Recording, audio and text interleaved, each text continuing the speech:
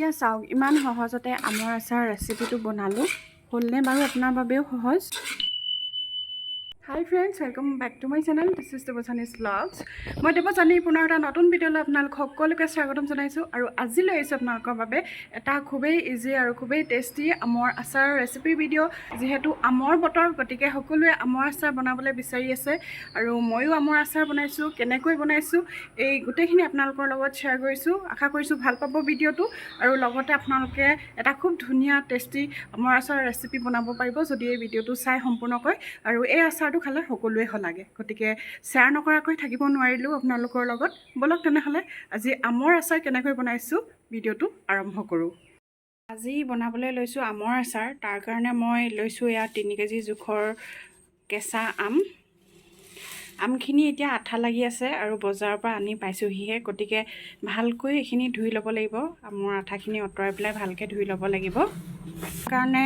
তাৰ কাৰণে মই এটা ডাঙৰ গামলা লৈছোঁ আৰু এনেকৈ ভালকৈ ধুই যাম প্ৰত্যেকটোৱে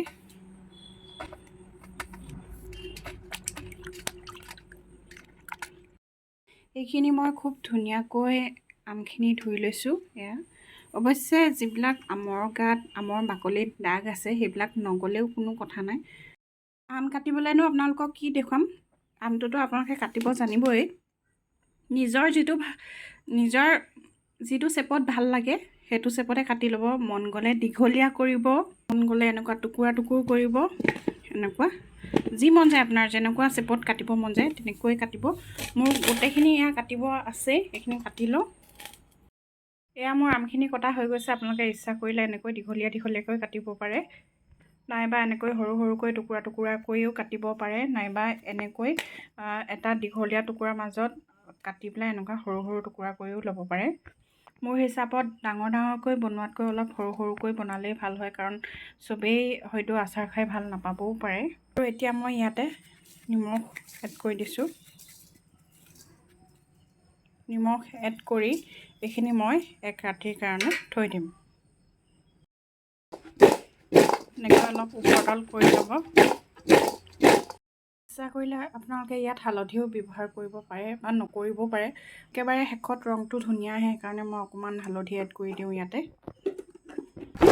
তাৰপিছত আকৌ এনেকৈ ওপৰতল কৰিব এয়া চাওক ৰংটো অকণমানকৈ উঠিছেই চাওক ৰংটো খুব ধুনীয়াকৈ উঠিছে একেবাৰে শেষত কি হ'ব আপোনালোকে জানিবলৈ চাই থাকিব লাগিব ভিডিঅ'টো আৰু যদি এতিয়ালৈকে চেনেলটো ছাবস্ক্ৰাইব কৰা নাই প্লিজ ছাবস্ক্ৰাইব কৰি দিব আচাৰখিনি এক ৰাতিৰ কাৰণে এনেকৈ থৈ দিম এয়া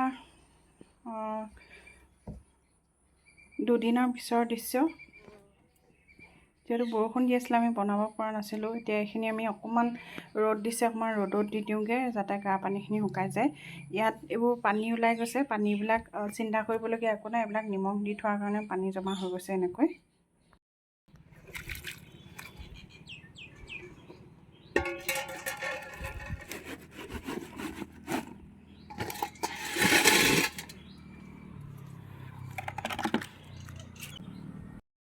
বনাবৰ কাৰণে প্ৰথমতে মই এতিয়া 5 ফোৰণখিনি ৰোষ্ট কৰি ল'বলৈ লৈছোঁ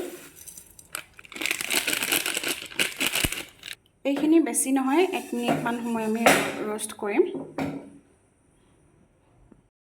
লটো মিডিয়াম ফ্লেমত গৰম কৰিব আৰু দেখিছে এটা দুটাকৈ ফুটিছে গতিকে আপোনালোকে গম পাইছে এইখিনি এতিয়া গেছৰ ষ্টভটো বন্ধ কৰি ঠাণ্ডা হ'বলৈ দি আমি আকৌ গ্ৰাইণ্ড কৰিব লাগিব এতিয়া আমি শুকান জলকীয়াখিনি ৰোষ্ট কৰি ল'ম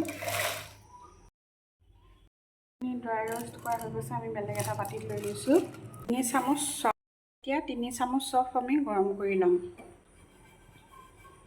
প্ৰথমতে আমি পাঁচফোৰণখিনি গ্ৰাইণ্ড কৰি লওঁ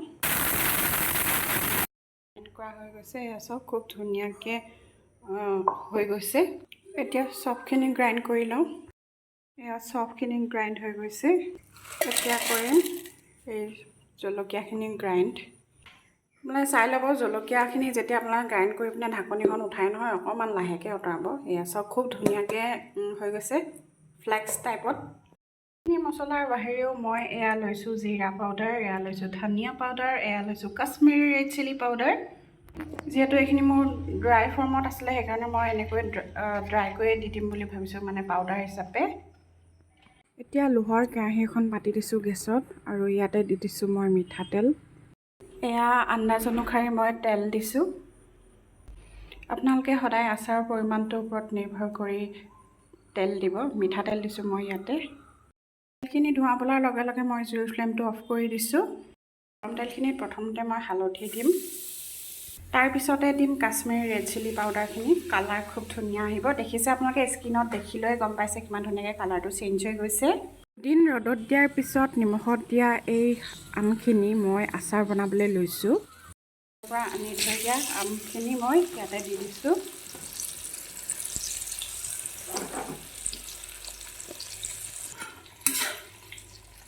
এতিয়া ধুনীয়াকৈ লৰাই দিছোঁ।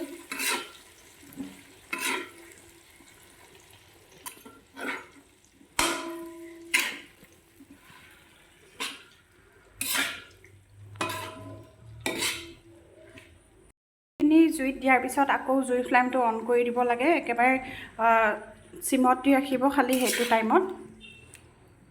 ইয়াতে এতিয়া দিছোঁ মই পাঁচফোৰণখিনি, দিছোঁ মই ধনিয়াৰ পাউডাৰ, এইফালে দিছোঁ জিৰা আৰু দিছোঁ চফটো দিলে ইয়াৰ গোন্ধটো খুব ধুনীয়া আহে। আৰু দিছোঁ জ্বলা হ'বৰ কাৰণে মই ইয়াত চিলি ফ্লেক্স। এয়া চাওক, আপোনালোকে জ্বলাটো যিমান বিচাৰে সেই হিচাপত চিলি ফ্লেক্সবোৰ দিব আন্দাজ অনুসৰি। চাব প্ৰথমতে নিমখত দি থওঁতে অলপ নিমখ দিয়া হৈছিলে, গতিকে টেষ্টটো কৰি ল'ব। এতিয়া ভালকৈ উপৰতল কৰি দিব লাগিব। আচাৰ আপোনালোকে যিমানেই লৰাব সিমানেই খাবলৈ বেছি টেষ্টি হয়, গতিকে যিমান পাৰে সিমান লৰাব লাগে। আৰু এইখিনি অকণমান জেকা জেকা নিচিনা হৈ আছিলে, যদিও আমখিনিত যি পানী ওলাইছিলে সেইখিনি নিমখৰ পানী হ'লেও সেই পানীখিনি মৰিবৰ কাৰণে মই অকণমান জুইৰ ফ্লেমটো অন কৰি এয়া ভাজি দিয়াৰ দৰে কৰিছোঁ। যিহেতু এইকেইদিন ৰ'দ নাই, বৰষুণ দি আছে, আপোনালোকে বৰষুণৰ বতৰত আৰামছে এইটো আচাৰ ৰেচিপি বনাব পাৰিব।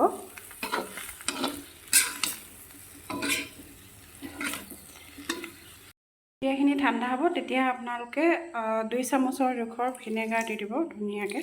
ভিনেগাৰ দি দিলে কি হয়, গোন্ধটো ধুনীয়া হয় আৰু বহুত দিনলৈ ৰেষ্ট'ৰ হৈ থাকে। 2 বছৰ 3 বছৰলৈকে ধুনীয়া হৈ থাকে।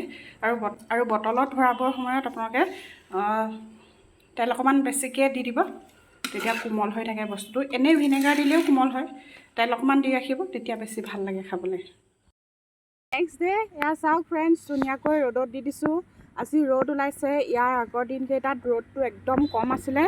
এয়া খুব ধুনীয়াকৈ ৰ'দত দি দিছোঁ। আৰু মই এনেকুৱা এখন হেতা লৈ লৈছোঁ। হেতা লৈ ল'লে কি হয়, ভাল হয়, আহি মানে ধুনীয়াকৈ এনেকৈ লৰাই থাকিব পৰা যায়, ওপৰতল কৰি থাকিব পৰা যায়। তেতিয়া গোটেইখিনিতে ধুনীয়াকৈ মছলা তেলখিনি সোমাই থাকে।